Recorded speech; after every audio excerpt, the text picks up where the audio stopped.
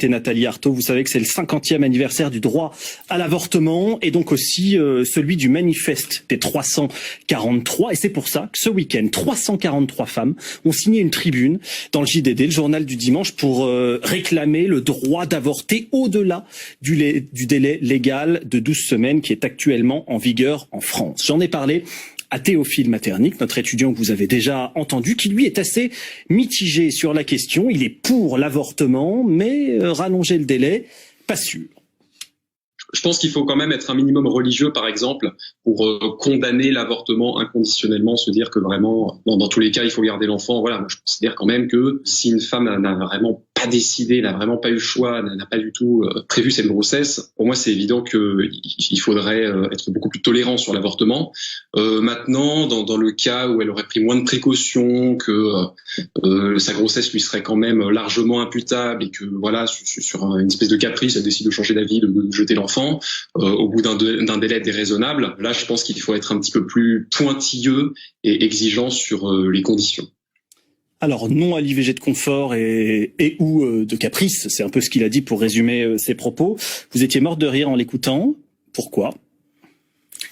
Oui, parce que c'est donc, elle aurait été, comment dire, elle n'aurait pas fait attention, etc. Enfin bon, mais en général, enfin on est deux, hein.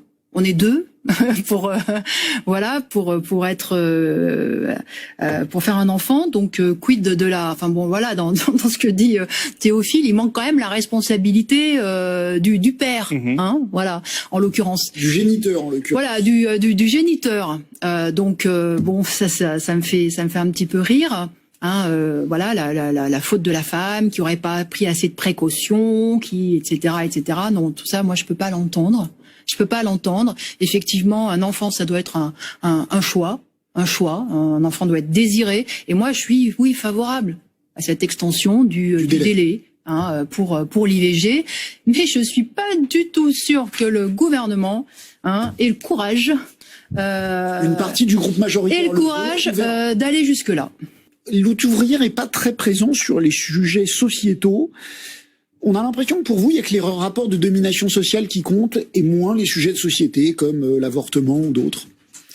Ah non, en particulier sur l'avortement, justement, hein, dans toute cette période où il a fallu se battre pour l'arracher, parce que bon, bien sûr, Simone Veil a effectivement fait cette loi, mais ça a été dans un contexte de lutte très importante.